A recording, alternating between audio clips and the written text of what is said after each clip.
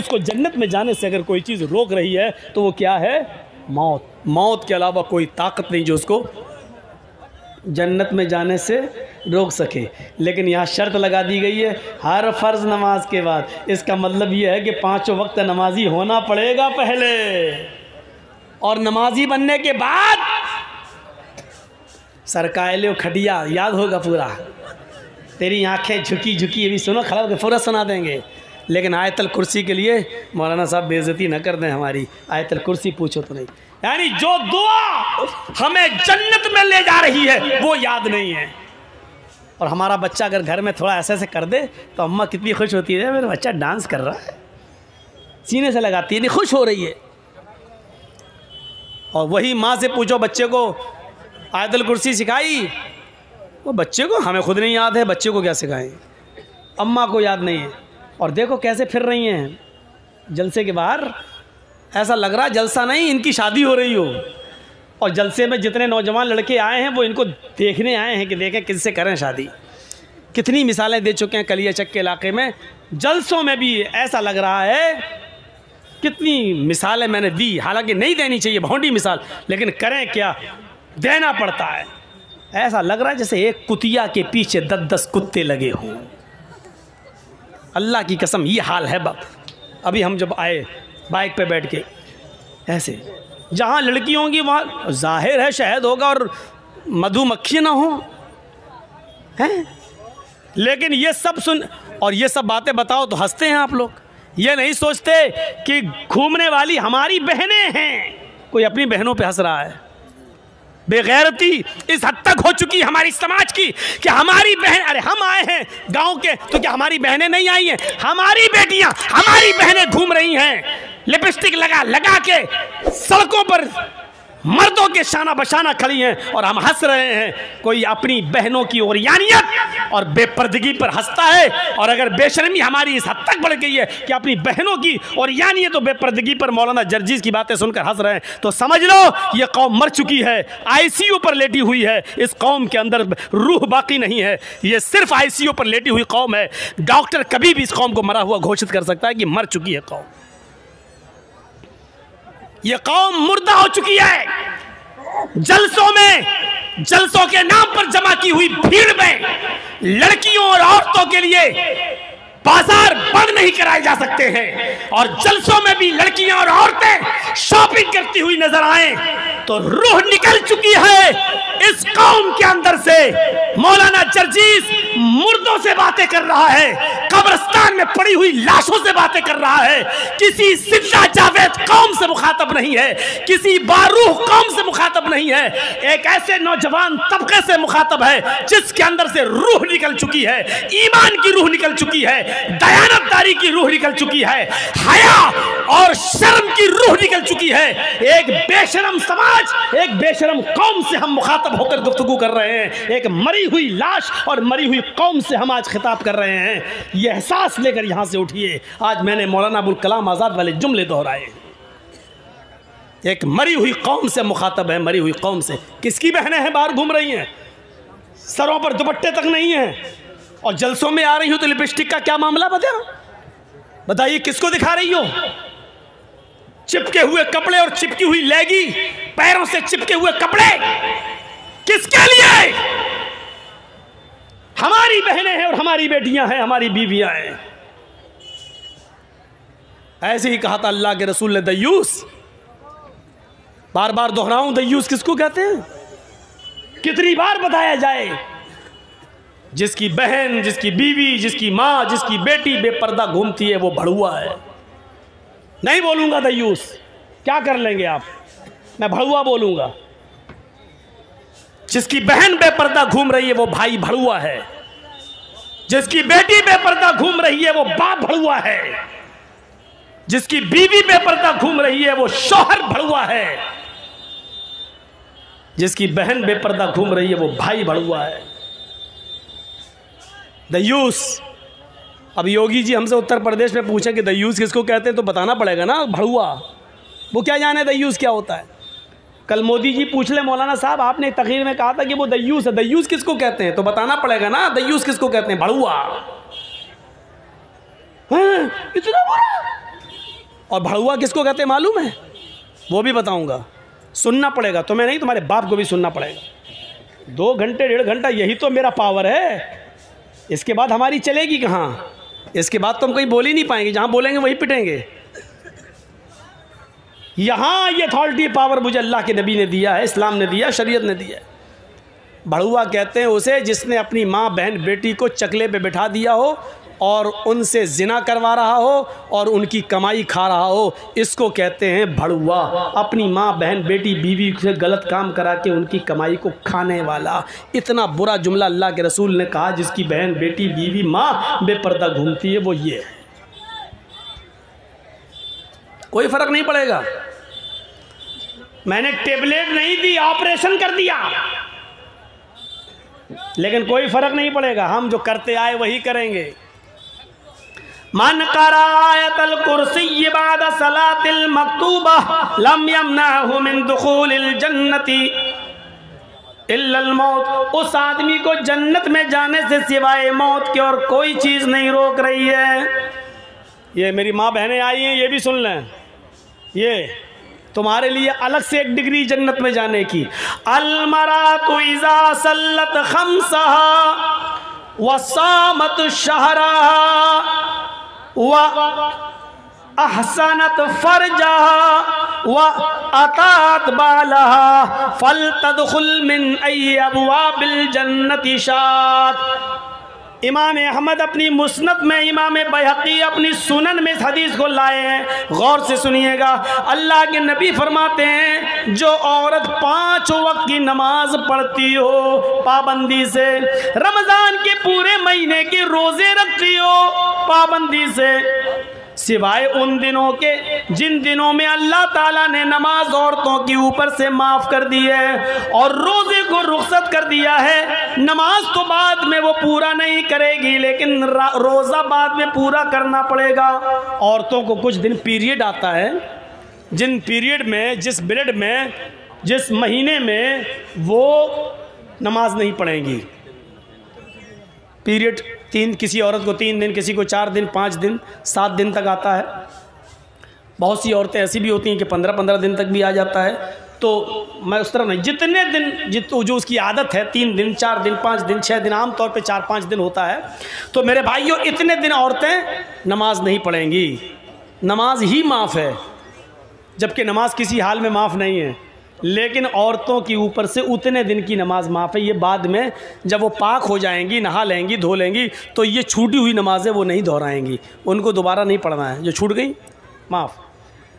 और रोज़े के महीने में अगर उनको पीरियड शुरू हो जाए, जैसे मान लीजिए आपके यहाँ 5:30 पर, एक मिसाल दे रहा हूँ, मत कहिएगा कि मौलाना साहब 5:30 ने, हमारे यहाँ तो 6 पे हो रहा है, मिसाल मत दीजिएगा, एक मिसाल दे रहा हूँ। 5:30 बजे अगर आपके यहाँ रोज़ा इफ्तार होता है, 5:30 पे टाइम है, और किसी औरत को 5:25 पर महीना शुरू हो गया, पीरियड शुरू हो गया, तो ये रोज़ा पूरा का पूरा उसका जोड़ा नहीं जाएगा, रोज़ा ख़त्म। सुबह 5 मिनट पहले उसको पीरियड आ गया, 5 मिनट छोड़ो, 2 मिनट पहले आ गया, 1 मिनट पहले आ गया, 5:30 टाइम है, 5:29 पे आ गया उसको पीरियड, तो ये पूरा का पूरा रोज़ा उसका शुमार नहीं होगा। ये रोज़ा उसको नहीं जोड़ना है, इसको बाद में पूरा करेगी और इसके बाद जितने छूट जाएंगे उसको।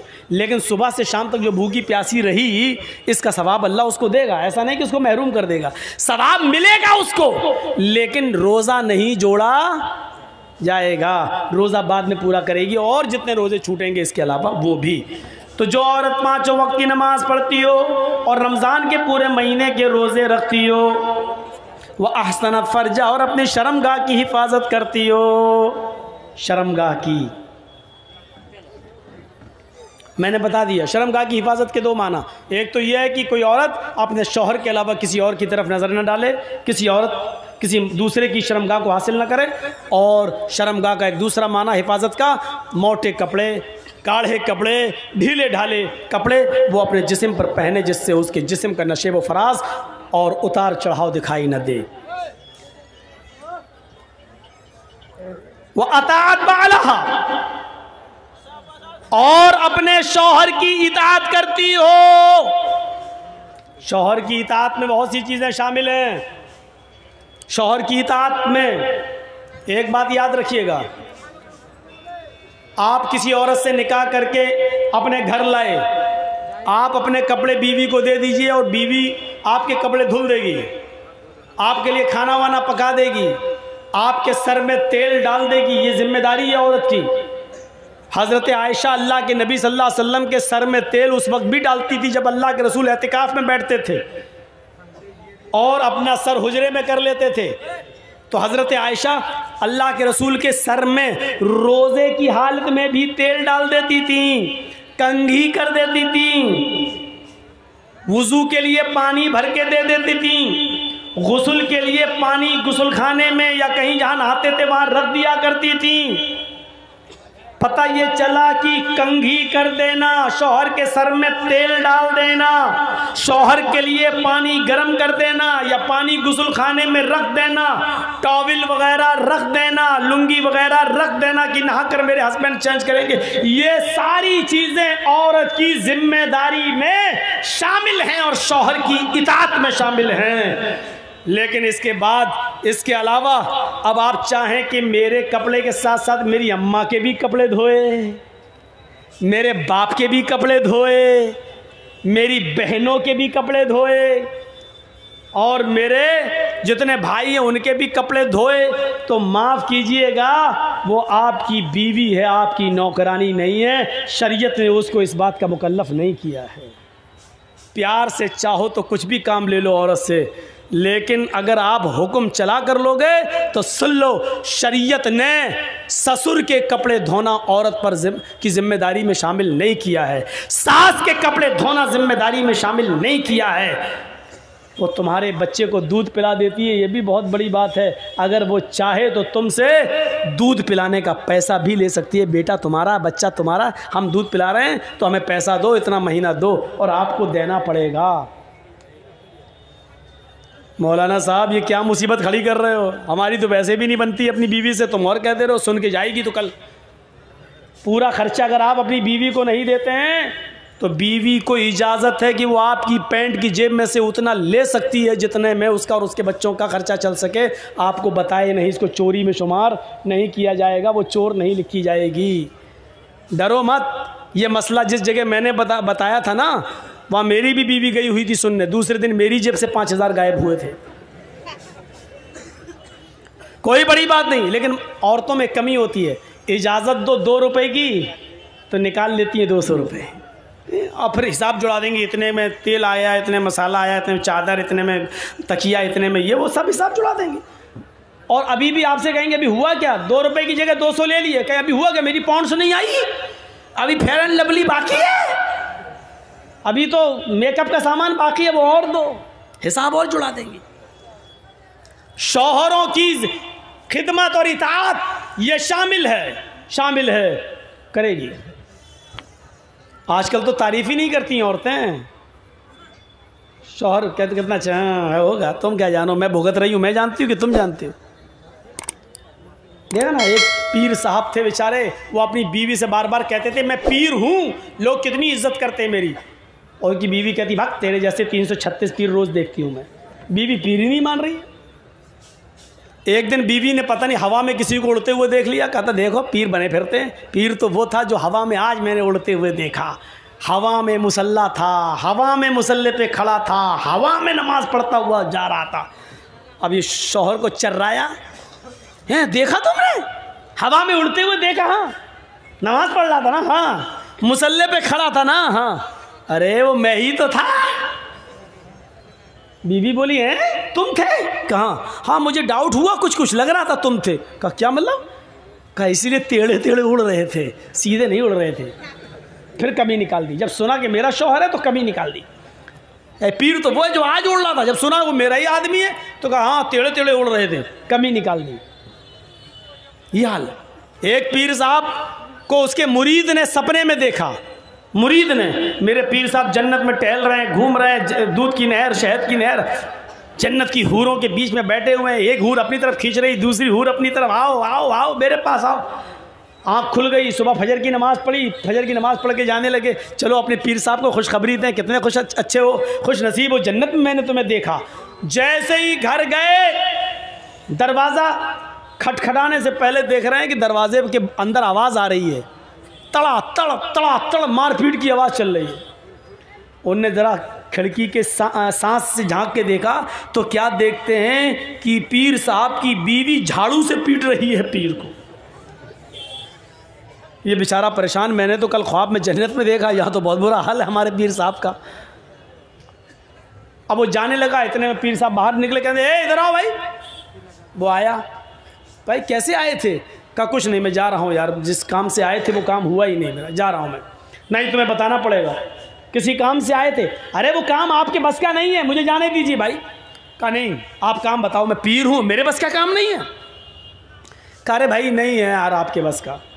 कहा बता रहे हो कि नहीं बता रहे हो? कहा कि आप मजबूर कर रहे हैं तो सुनो, कल मैंने रात में ख्वाब में देखा आपको कि आप जन्नत में घूम रहे हैं, जन्नत में टहल रहे हैं, तरह तरह की नियामतें आपके पास मौजूद हैं और जन्नत की 70 हूरों के बीच में आप बैठे हैं। वो खींच रही पहले मेरे पास, वो खींच रही मेरे पास। ये नक्शा देखकर मुझे रश्क आ गया। मैं आपको मुबारकबाद देने आया कि चलो अपने पीर को खुशखबरी सुनाऊं। तो देख रहा हूं कि क्या खुशखबरी सुनाऊं। जो जन्नत में कल आराम से टहल रहा था वो बीवी के हाथ से पिट रहा है, यहाँ पर स्वागत हो रहा है चप्पल झाड़ू से। पीर साहब बोले मेरे भाई तूने जन्नत में जो देखा है कल रात में ख्वाब में, वो बिल्कुल ठीक देखा है, वो मैं ही था। आप थे? अब भी बोल रहा मैं था? खाक थे तुम तो घर में पिट रहे। पीर साहब ने कहा पिट रहे ना, तुम्हें ये नहीं मालूम कि अल्लाह ने मुझे जन्नत दी क्यों है? तुमने जो रात में जो जन्नत देखी है, जन्नत में मुझे देखा है, वो सही देखा, लेकिन अल्लाह ताला ने जन्नत हमें दी कैसे वो तो पता लगाओ। कहा कैसे? कहा मैं तुम तो आज देखे हो, मैं तो 18 साल से अपनी बीवी की झाड़ू से रोज़ पिटता हूँ, रोज़ पिट रहा हूँ। और अपनी बीवी की मार खाने पर जो हमने सब्र किया है, अल्लाह ने सब्र के बदले में हमें जन्नत दी है। मुरीद कहता है अच्छा ठीक है भाई साहब, आप सब्र ही करते रहिए, जन्नत में जाइए, एक औरत से पिटिए, 70 औरत तुम्हें मिलेंगी, मैं जा रहा हूँ। तो ये औरतों का मैं ये वाक़या बता रहा हूँ। ये वाक़या हकीकत में लिखा हुआ है किताब में, हालांकि फ़र्ज़ी होगा, जिसने भी लिखा है उसने कोई हवाला तो दिया नहीं है, लेकिन मैं ये बताना चाहता हूँ, उसने सिर्फ औरतों के बारे में बताना चाहा कि औरतें आज शौहरों पर इतना जुल्म करती हैं, इतना ये बताना चाह रहा था वो। लेकिन मुझे मालूम है कि फ़र्ज़ी होगा, क्योंकि बीवी से ज़्यादा ये, लेकिन ये सच्चाई है कि बीवी से ज़्यादा शौहर के हालात कोई नहीं जानता। आपकी कमज़ोरी क्या आपकी बीवी जानती होगी। एक बार कोई थे बेचारे, उन्हीं के नाम पे पूरी बरेलवियत का नाम रखा हुआ है। बरेली के एक मस्जिद में तकरीर कर रहे थे वो, और तकरीर करते करते भूल गए।